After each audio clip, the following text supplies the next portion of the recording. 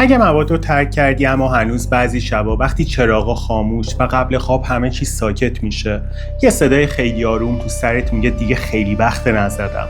یه بار بزنم که چیزی نمیشه، فقط یه بار. این ویدیو دقیقاً برای توه. و اگه هنوز وسط مصرفی، جایی که حس میکنی کنترل زندگیت از دستت در رفته، تصمیماتت دیگه مال خودت نیست و یه میل کور، یه کشش بی‌منطق هی میکشونتت سمت خودش بدون که این میل عجیب گناه یا ضعف شخصیتت نیست. وسوسه ویژگی آدمای ضعیف نیست. وسوسه بخشی از معماری روان ماست. بخشی که اگه نشناسیمش همیشه گیرش میافتیم. از نگاه روانکاوی اون چیزی که ما بهش میگیم وسوسه فقط یه فکر ساده نیست. یه مجموعه کامله که با هم کار میکنن. میل، فانتزی، تکرار اجباری و عامل اعتیادآور. میل یعنی اون چیزی که واقعا میخوای. فانتزی تصویریه که ذهنت میسازه تا میل رو قانع کننده تر کنه. تکرار اجباری یعنی همون چرخه‌ای که باعث میشه دوباره همون کار رو بکنی حتی وقتی 100% میدونی نباید. و عامل اعتیادآور که فقط یه ماده نیست، گاهی یه حسه، یه وضعیت، حتی یه خاطره که تبدیل شده به یه محرک روانی. وقتی وسوسه سراغت میاد تو با یه چیز نمیجنگی، با یه سیستم کامل روبرویی. برای همینه که ساده نیست، برای همینه که شناختنش ضروریه. تو این ویدیو میخوام این لایه‌های پنهان رو باز کنم. اینکه چرا وسوسه دقیقاً همون لحظه‌ای که فکر می‌کنی دیگه قوی شدی میاد سراغت و چطور میشه این چرخه رو خاموش کرد. این ویدیو برای تویی که نمیخوای برگردی سر نقطه اول.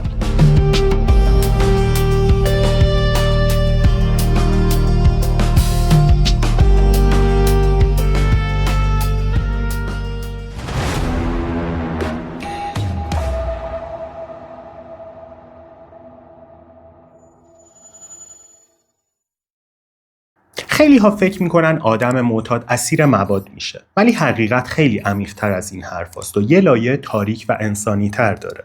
آدم به خود ماده وابسته نمیشه، به حسی وابسته میشه که هیچ انسانی نتونسته براش بسازه، به تجربه‌ای که هیچ رابطه، هیچ آغوش و هیچ دیگری تا حالا بهش نداده. از نگاه روانکاوی مصرف مواد یه رفتار غلط نیست، یه رابطه است، یه رابطه سمی، ولی دقیقاً با همون ساختار عصبی و هیجانی عاشق شدن. و مثل هر رابطه سمی یه ریشه خیلی قدیمی پشتشه. کمبود عشق، کمبود آغوش، کمبود حضور یه دیگری امن. چیزی که تو باید سالها قبل دریافت می‌کردی اما نکردی. اینجا باید یه تفاوت مهم رو یاد بگیریم. میل همیشه انسانیه. میل یعنی خواستن دیگری، بودن تو نگاهش، معنا گرفتن از رابطه. اما لذت کاملا مکانیکی و فوریه، بدون دیگری، بدون معنا، بدون پیچیدگی. یه جور شارژ لحظه‌ایه که نیاز به حضور هیچ کسی نداره. مواد لذت میده، نه میل. برای همینه که سریع، ساده و ظاهراً بی‌هزینه است. وقتی روان زخمیه، وقتی از پیچیدگی رابطه ها میترسه یا خسته است، میره سمت لذت فوری. نه چون خوشی بیشتری داره، بلکه چون قابل کنترل تر به نظر میرسه. لذت تو رو تحقیر نمیکنه، ترکت نمیکنه، با تو قهر نمیکنه و برای روانای زخمی این ثبات مصنوعی جذابه. اما اینجا یه اشتباه رخ میده. وقتی میل انسانی با لذت فوری جابجا میشه، وقتی ماده نقش رابطه رو میگیره، اونجاست که انسان بدون اینکه بفهمه وارد یه رابطه عاشقانه و وابستگی شدید با مواد میشه.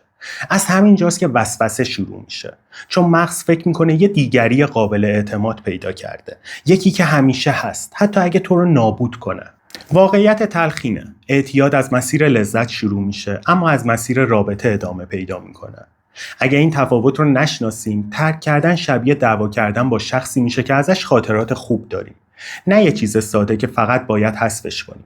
و همین نقطه است که درمان باید شروع بشه. بازگردوندن میل و رابطه، یعنی بازگردوندن انسانیت به جای لذت فوری. وسوسه هیچ وقت بی دلیل نمیاد. هیچ چیزی تو روان انسان ناگهانی نیست، حتی اگه تجربه ذهنیت اینطور حسش کنه. مغز همیشه حساب و کتاب دقیقی داره. یه ترکیب از تنش، خاطرات، تنهایی، تصاویر ذهنی و نشونه‌های محیطی. وقتی 2-3 تا از این محرک‌ها همزمان فعال میشن، موج شدید وسوسه ظاهر میشه. همون موجی که تو فکر میکنی یهویی پیداش میشه. اما روانکاوی میگه هیچ وسوسه‌ای ناگهانی نمیاد. حالا بریم سراغ لحظه‌های مهمی که معمولاً جرقه اصلی وسوسه از اونجا شروع میشه. لحظه‌هایی که اگه بشناسیشون نصف راه مهار وسوسه رو رفتی. اولین مورد لحظه‌های تنش و استرسه. وقتی ذهن زیر فشار میره، ماده تبدیل میشه به نسخه تقلبی شده یه مسکن وجودی. اون اضطراب عمیقی که سالهاست هیچ چیزی نتونسته خاموشش کنه، با ماده برای چند ساعت قطع میشه. خیلی ها برای نشگی مصرف نمی کنن، برای ساکت شدن مصرف می کنن، برای چند ساعت فرار از صدای درونی، از رنج، از ترس، از فکرهای وحشتناک، از احساس زیاد یا کم بودن. وسوسه خیلی وقتا محصول ضعف نیست، محصول توان پایین روان تو تحمل رنجای حل نشده است.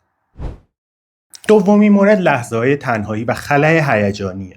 تنهایی فقط تنهایی فیزیکی نیست. بعضی وقتا وسط جمعی اما کسی روح تو رو نمیبینه. این تنهایی یکی از قوی‌ترین سوخت‌های وسوسه است. چون ماده تبدیل میشه به یه دیگری خیالی. یکی که همیشه هست، همیشه تو رو میبینه و قضاوت نمیکنه. در دسترسه و هر چی که بخوای میده. در حالی که آدما پیچیدن، گاهی سرد و گاهی خستن و گاهی بی‌دلیل میرن. وقتی خلأ هیجانی بزرگ میشه، ماده شبیه به یه رابطه ساده و بی‌دردسر میشه و این سادگی همون دامیه که آدم رو گیر میندازه. سومین مورد لحظه‌های خشم و ناکامیه. خیلی ها فکر میکنن مصرف فقط به خاطر لذته، اما در واقع بخش زیادی از مصرف برای خاموش کردن خشمه. وقتی ناکامی ها روی هم تلمبار میشن، تحقیر، شنیده نشدن، بی‌عدالتی، شکست، دعوا، بدن پر از انرژی منفی میشه. این انرژی یا باید بیرون ریخته بشه یا تبدیل میشه به درد. اینجا مواد وارد میشه، یه نوعی خودآرامسازی تهاجمی. مغز میگه الان لازم نیست بجنگی، لازم نیست فریاد بزنی، فقط مصرف کن تا آروم شی. این یه مکانیسم دفاعیه، بد، مخرب، اما قابل فهم. چهارمین مورد محرک‌های محیطی هستن. اینا جوری فریبت میدن که قبل از اینکه تو فکر کنی بدنت واکنش نشون میده. دوستایی که با هم مصرف میکردید، جاهایی که مصرف میکردید و خاطراتش، کوچه ها، پله ها، ماشینا، آهنگ ها، بوها، حتی نور یه ساعت خاص از روز. اینا حافظه مصرف رو روشن میکنن. این یعنی بدن قبل از ذهن تو رو برمیگردونه به گذشته. بهش میگیم حافظه بدنی.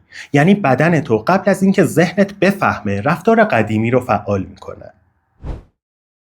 پنجمین مورد لحظه‌های فانتزیه. خطرناکترین محرک بیرونی نیست.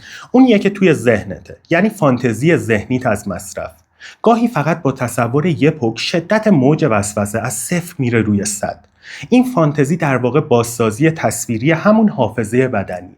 بدن اون تصویر رو میشناسه و به محض اینکه ظاهر بشه سیستم پاداش مغز روشن میشه. فکر میکنی وسوسه است، اما در واقع یه بازگشت بدنی به یه تجربه گذشته است. حالا 3 نفس عمیق بکش و از خودت بپرس آخرین وسوسه‌ام از جنس چی بود؟ تنش، تنهایی، خشم، محرک محیطی داشتم یا اسیر فانتزی ذهنیم شدم؟ اگه 2 مورد یا بیشتر تیک خورد، بدون این وسوسه فعال شونده بوده، نه اتفاقی. یعنی یه مکانیسم دقیق توی روان و بدنت روشن شده و تا خاموشش نکنی همچنان تکرار میشه. وسوسه فقط یه فکر گذرا نیست، یه حلقه کامل زیستی، روانشناختی، روانکاوانه است. یه مدار روشن شده که هم مغز توش نقش داره، هم بدن، هم گذشته و هم امیالی که سالها نادیده گرفته شدن. وقتی این حلقه فعال میشه، وسوسه مثل موج میزنه بالا. این نه اتفاقیه، نه ضعف و نه یه اشتباه ساده.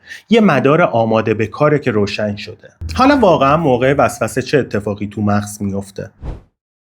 اولین مورد فعال شدن مسیر دوپامینه. هر چیزی که خاطرات مصرف رو بازیابی کنه، مثل بو، مکان، آدم‌ها، استرس، حتی یه آهنگ، یه پیام فوری به سیستم پاداش مغز میفرسته. دوپامین فوراً بالا میره.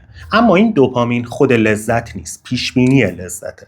یعنی هنوز هیچ چیزی مصرف نکردی، ولی مغز رفته روی حالت قراره یه چیزی بهم برسه. این همون احساس بیقراری، بیتابی و فشار از داخله. مغز عملاً وارد وضعیت آماده باش میشه. دومین مورد شرطی سازی عصبیه. با تکرار مصرف شبکه‌های عصبی میانبر میسازن. تنش، مصرف. تنهایی، مصرف. فلان خیابون، مصرف. صدای فلان آهنگ، مصرف. یعنی بدن قبل از فکر عمل میکنه. برای همین خیلی ها میگن یهو بدون فکر مصرف کردم. واقعیت اینه مغزت قبلا تصمیم گرفته بود و تو فقط اجراش کردی. سومین مورد فعال شدن مدار پاداشه. 3 بخش کلیدی مغز موقع وسوسه درگیر میشن. VTA یا همون ناحیه تگمنتوم شکمی که پمپ دوپامین انجام میده. نوکلئوس اکومبنس که مرکز میل، کشش و اشتیاقه و کورتکس پرفرونتال که بخش تصمیم گیری و مهار مغزه. وقتی موج وسوسه بالا میاد، قشر پرفرونتال یا همون مرکز عقل و کنترل یا کند میشه یا موقتا خاموش میشه. در نتیجه میل فعال، مهار خاموش و انتخاب سخت میشه. پس وسوسه ضعف شخصیت نیست، یه وضعیت کاملا فیزیولوژیکه. چهارمین مورد تاثیر کورتیزول یا همون هورمون اضطرابه. استرس و تنش کورتیزول رو بالا میبرن. کورتیزول هم سیستم پاداش رو تحریک میکنه که همین الان دوپامین لازم دارم. ترکیب کورتیزول و دوپامین بالا مساوی با میل شدید، وسوسه و رفتار تکانشیه. به همین خاطر وسوسه معمولاً زمانی میاد که تو اصلاً حوصله چیزی رو نداری. محرک، دوپامین، فانتزی مصرف، خاطره بدنی، میل، رفتار. این چرخه 6 مرحله‌ای وسوسه است. وقتی یه محرک مثل یه بو، مکان، صدای آشنا یا تنش پیداش میشه، مغز وارد حالت انتظار لذت میشه و دوپامین ترشح میکنه و دوپامین باعث ایجاد فانتزی ذهنی میشه، یعنی تصویر ذهنی مصرف و بازسازی آخرین تجربه لذت. تو این لحظه حافظه بدنی فعال میشه و ضربان بالا، گرمی بدن و بیقراری ایجاد میکنه. میل شدید و فوری به مصرف ایجاد میشه که در نهایت به یه رفتار میرسه: مصرف یا جنگ با مصرف. این سازوکار علمی وسوسه است و وقتی این چرخه رو بشناسی، نه فقط قوی تر میشی، بلکه بالاخره میفهمی چرا بعضی وسوسه ها انقدر قدرتمند و کاملا قابل مدیریتن.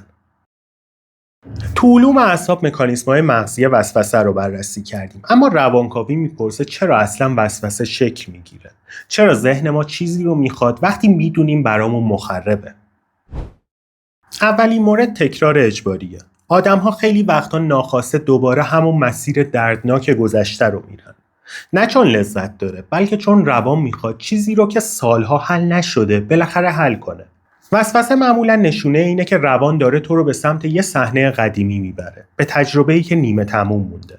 اینجوری انگار مغز میگه این همون درد قدیمیه، این بار شاید بتونی قبولش کنی.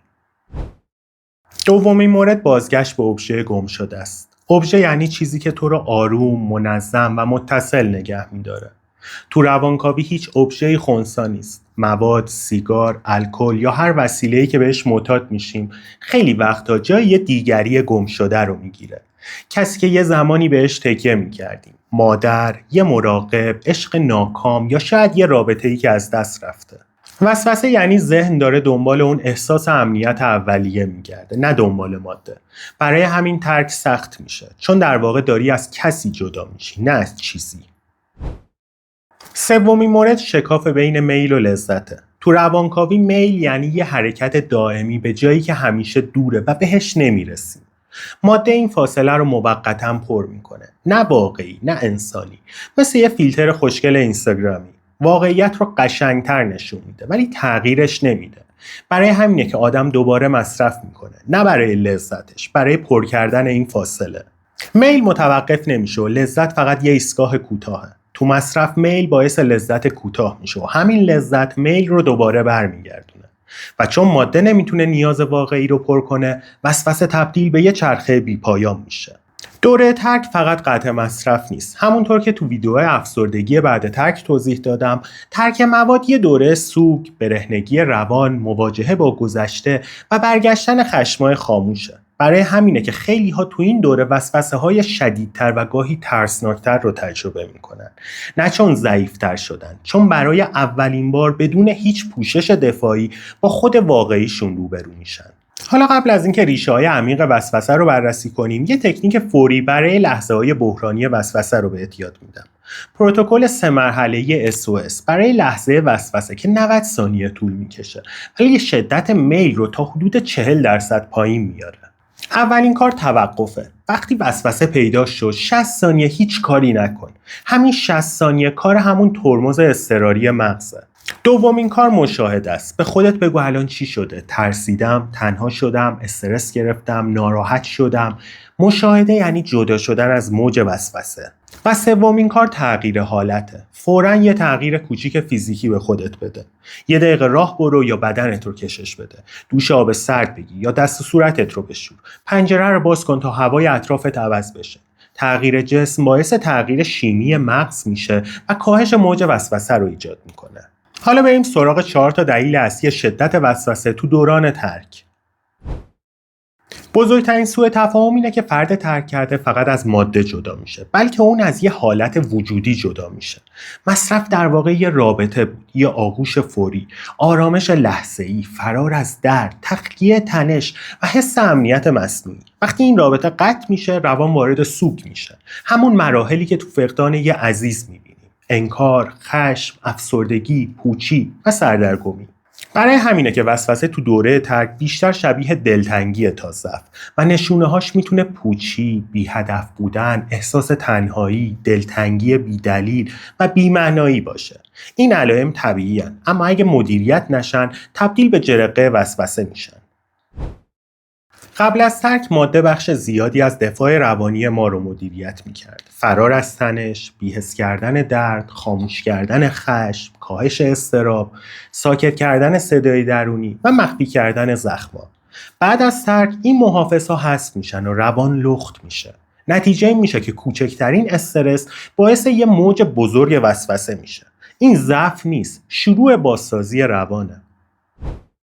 ترک یه سفر رو به گذشته است. مواد سالها خیلی از زخم‌ها رو بی صدا نگه داشته بود. زخم‌های کودکی، رهاشدگی، کمبود عشق اولیه، تنش‌های خانوادگی، شرم، ناکامی و احساس نادیده گرفته شدن. وقتی ماده کنار میره، این زخم‌ها برمیگردن. نه برای حمله، برای اینکه بالاخره دیده بشن. این مواجهه بعضی وقتا دردناکه، اما اون همون چیزیه که درمان رو شروع میکنه.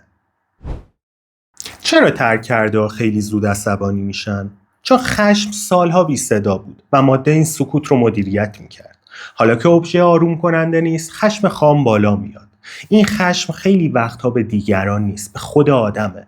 احساس گناه، حس ناکافی بودن، شرم، ضعف و ناکامی. ولی چون تحمل این احساسات خیلی سخته، به نزدیکترین آدم‌ها پرت میشن. در واقع این خشم به بیرون نیست، از درون بلند میشه و مسیرش رو اشتباه میره. وقتی یه درد قدیمی برمیگرده، از خودت بپرس این زخم الان چی میگه؟ میگه کمکم کن، میگه هیچ کس حالم رو نمیفهمه، یا میگه تنها موندم. حرف زخم رو تبدیل به یه جمله کن. الان حس میکنم دیده نمیشم. الان حس میکنم تنهام. الان حس میکنم کسی نیست کمکم کنه. اسم گذاری باعث تخلیه هیجانی و کاهش وسوسه میشه. زخمی که اسم پیدا کنه کمتر فریاد میزنه. وسوسه تو دوره مصرف مثل وسوسه بعد از ترک نیست. ظاهرش یکیه، همون صدای آشنا، همون کشش، همون جمله فقط یه بار بزنم. اما ماهیتش کاملا متفاوته. در واقع تو با دو جهان کاملا جدا روبرو میشی. تو دوره مصرف وسوسه یعنی فرار از واقعیت، ولی بعد از ترک وسوسه یعنی برگشت به هیجان. وقتی تو دوره مصرفی، وسوسه حکم در خروج رو داره. فرار از درد، فرار از تنهایی، فرار از واقعیت، فرار از صدای ذهن. اما بعد از ترک داستان عوض میشه. وسوسه دیگه تو رو از چیزی بیرون نمیبره، بلکه تو رو هل میده داخل همه چی، داخل هیجان‌ها، داخل زخم‌ها، داخل خاطرات گذشته، داخل تنهایی. تو مصرف وسوسه یعنی خاموشی ذهن، ولی بعد از ترک وسوسه یعنی فرار از واقعیت روزمرگی. وقتی تو دوره مصرفی، وسوسه یادآور خاموشی ذهنه، خاموش کردن رنج، خاموش کردن تنش، خاموش کردن خودآگاهی. ولی بعد از ترک ذهن خاموش نمیشه و وسوسه فرار از روزمرگی روشن میشه. تو مصرف وسوسه مساوی تسلیمه، ولی بعد از ترک وسوسه میشه یه مقاومت فعال. تو مصرف وسوسه یعنی آخر خط، تسلیم شو، مصرف کن. اما تو ترک وسوسه نقطه شروع انتخابه، جایی که تو تصمیم میگیری، نه ماده. وسوسه بعد از ترک در واقع یه پیام داره: تو داری قوی میشی، ادامه بده. تو این بخش میریم سراغ کارهایی که واقعا تو بحران وسوسه به دادت میرسه. روانکاوی میگه راه رهایی این نیست که با وسوسه بجنگی. راهش اینه که ببینیش، باهاش صحبت کنی، بشناسیش و کم کم ظرفیت تحملت رو بالا ببری. چیزی که باعث میشه یه فرد پاک بمونه اراده خالی نیست، بلکه توان تحمل احساسات بدون فراره. این همون چیزیه که توی این بخش بهت یاد میدم. شناسایی محرک و پایه‌ای ترین ابزار درمان. اگه ندونی وسوسه‌ت از کجا شروع میشه، هیچ تکنیکی عمیقاً کار نمیکنه. بعضی‌ها سالها پاک میمونن، ولی چون محرک‌های پنهانشون رو نمیشناسن، درست وسط یه موقعیت ساده از پا در میان. روانکاوی میگه وسوسه همیشه یه معنی پشتش هست و هیچ وقت اتفاقی نیست. یه تمرین خیلی ساده اما فوق‌العاده قدرتمند یادداشت کردن 4 تا نکته است. نکته اول موقعیت. ببین دقیقاً قبل از شروع وسوسه چه اتفاق بیرونی افتاده. کجا بودی؟ با کی بودی؟ چه چیزی تو فضا تغییر کرد؟ بدنت چه حسی کرد؟ زمانش کی بود؟ صبح بود؟ شب بود؟ موقع تنهایی بود؟ این مرحله کمکت میکنه بفهمی بدنت قبل از ذهنت وسوسه رو شروع میکنه. خیلی ها با نوشتن این نکات میفهمن مثلا تو شبها آسیب پذیرترن، موقع تنهایی وسوسه بیشتره و زمان رانندگی یا قبل خواب ذهنشون به سمت مصرف میره. نکته دوم احساساته. وسوسه همیشه یه احساس تحمل نشده رو پوشش میده که میتونه شرم، تنهایی، بی‌ارزشی، خشم فروخورده، ترس از رها شدگی، درماندگی، پوچی یا حتی اضطراب بدنی بدون دلیل مشخص باشه. وقتی اسم احساس رو پیدا میکنی و یادداشتش میکنی، قدرتش نصف میشه. روانکاوی میگه هیچ چیزی مثل اسم گذاری هیجان رو آروم نمیکنه. نکته سوم افکار. فکرهای قبل از مصرف معمولاً الگوهای ثابت دارن، مثل یک کد مخفی. مثلا همه چی خیلی زیادیه، باید یکم آروم شم. یه بار که چیزی نیست، حقمه یکم استراحت کنم. نمیخوام دوباره این درد رو حس کنم. این فکرها معمولاً دفاعی هستن، یه جور منطقی سازی یه رفتار خود تخریبگرانه. وقتی بنویسیشون میفهمی چقدر تکراری و قابل شناسایی هستن. نکته چهارم شدت میل. حتما به شدت وسوستی عدد بده، نه حدودی، دقیق. چون عدد دادن میل رو از هیجان مبهم تبدیل میکنه به یه پدیده قابل اندازه‌گیری. عددها با زمان قابل مقایسه میشن و مغز از حالت هیجانی وارد حالت منطقی میشه و کم کم الگوت رو پیدا میکنی. با انجام درست این تمرین نصف مسیر رو میری، چون روانکاوی میگه چیزی که دیده بشه دیگه مجبور نیست تکرار بشه. تحقیقات نشون دادن تکنیک تأخیر یا همون 10 دقیقه مقاومت مقابل وسوسه میتونه خیلی مفید باشه، چون هیچکس فقط با زور اراده پاک نمیمونه. پاکی یعنی توان تحمل یه موج هیجانی تا وقتی که خودش خاموش بشه. وسوسه یه موج هیجانیه، اوج میگیره و مثل همه موج‌ها میفته. مشکل اینجاست که فرد قبل از افت موج خودشو پرت میکنه تو مواد. وقتی 10 دقیقه مقاومت میکنی در واقع داری به مغزت پیام میدی من لازم نیست فوراً از این احساس فرار کنم. این 10 دقیقه 3 تا کار مهم میکنه. مدار اجبار رو قطع میکنه، مغز یاد میگیره هیجان بالا خطرناک نیست و انتخاب دوباره فعال میشه. یعنی میل از اجبار تبدیل میشه به یه انتخاب و این پایه درمان اعتیاده. حالا تو این 10 دقیقه چیکار کنیم؟ اول یه لیوان آب بخور. آب رسانه فیزیکی توجهه. وقتی آب میخوری ضربان قلب منطقی تر میشه. بدن پیام امنیت دریافت میکنه و مدار جنگ و گریزت کمتر فعال میشه. آب ریست سریع سیستم عصبیه. هر جا هستی چند قدم راه برو. حرکت مثل قطع کردن کابل برق اجباره.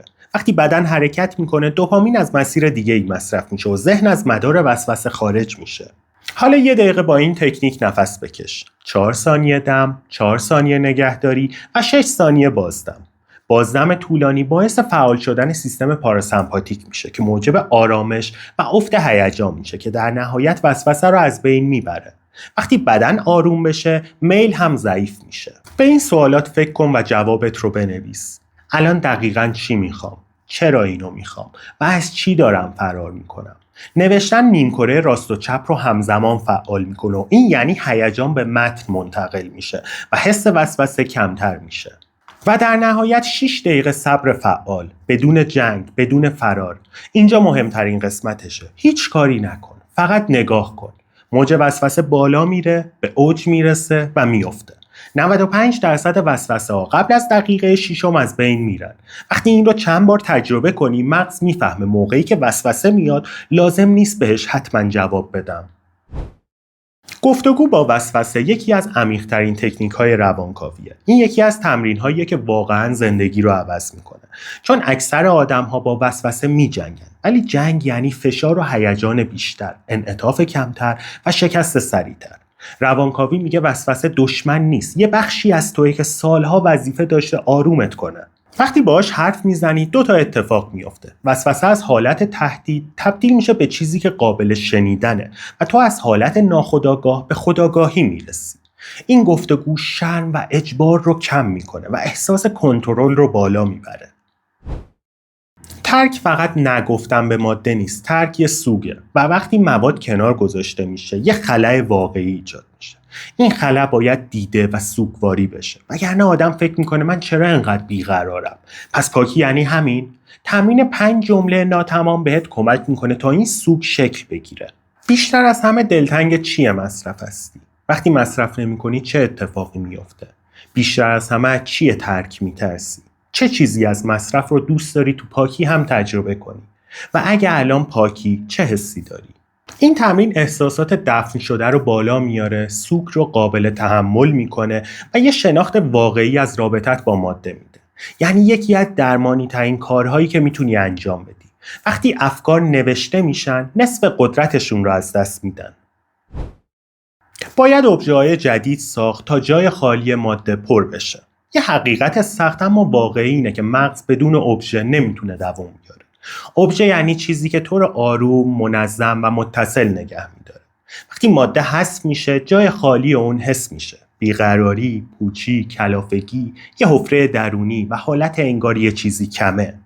اگه این جای خالی پر نشه، مغز به روش قبلی برمیگرده. پس باید ابژه‌های سالم بسازی. ابژه سالم چیزیه که آرومت کنه بدون اینکه از خودت جدا شی. این همون نقطه‌ایه که درمان اعتیاد و روانکاوی به هم میرسن.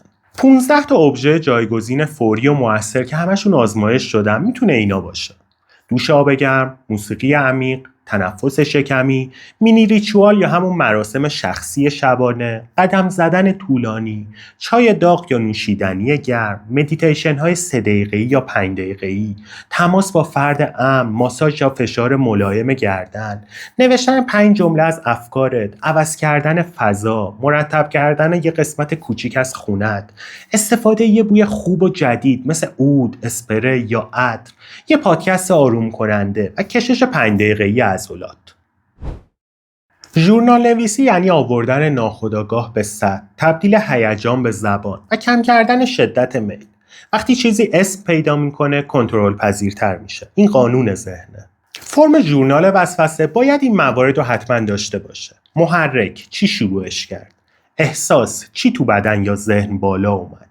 نیاز، در اصل به چی احتیاج داشتی؟ و پاسخ سالم، الان بهتره چه کاری بکنی؟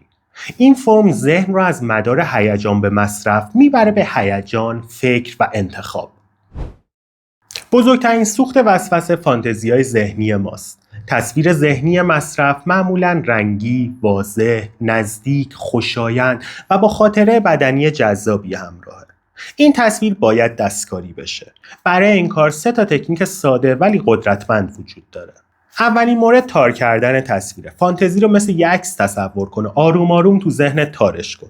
یه جور فوکوس زدایی ذهنی. این کار باعث میشه شدت وسوسه 20 تا 30% کم بشه. دومین مورد سیاه و سفید کردن تصویره. تصویر ذهنی رنگی هیجان بالایی داره، ولی تصویر سیاه و سفید با هیجان پایین همراهه. وقتی رنگ رو حذف می‌کنی، تصویر زنده نمیمونه. این کار شاید عجیب باشه، ولی شدیداً موثره. و سومین مورد تلخ کردن تصویر. فانتزی ذهنیت رو با یادآوری تلخ‌ترین خاطرات مصرف بی‌ارزش کن. هر وقت که یه فانتزی از مصرف مواد سراغت اومد، تلخ‌ترین تجربه مصرفت رو با خودت مرور کن. تکرار این تمرین باعث میشه کم کم اون فانتزی ذهنی بی‌اثر بشه.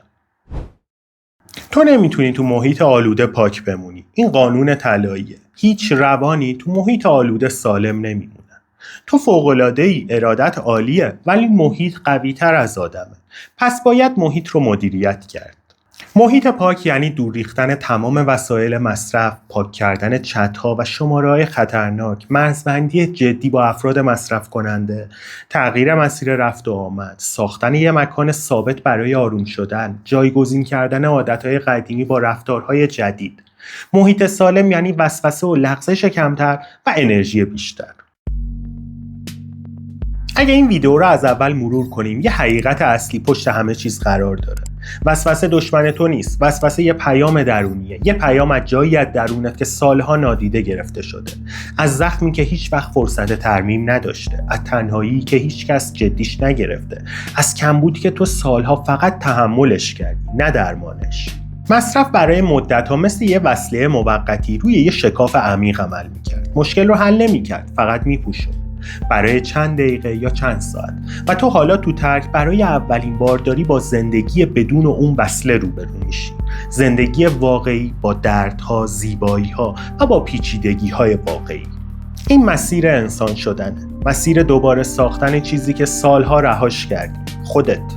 و ساختن زمان میخواد، زمان، صبر و اون شجاعت بی سر و صدا. هر روز فقط یه ذره قوی تر شدن.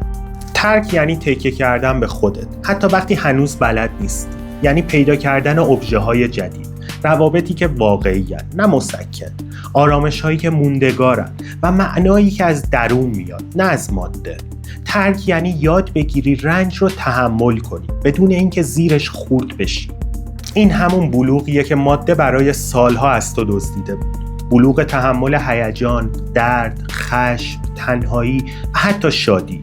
تو قرار نیست قهرمان باشی، قرار نیست همیشه عالی باشی، قرار نیست هر روز بی لغزش جلو بری.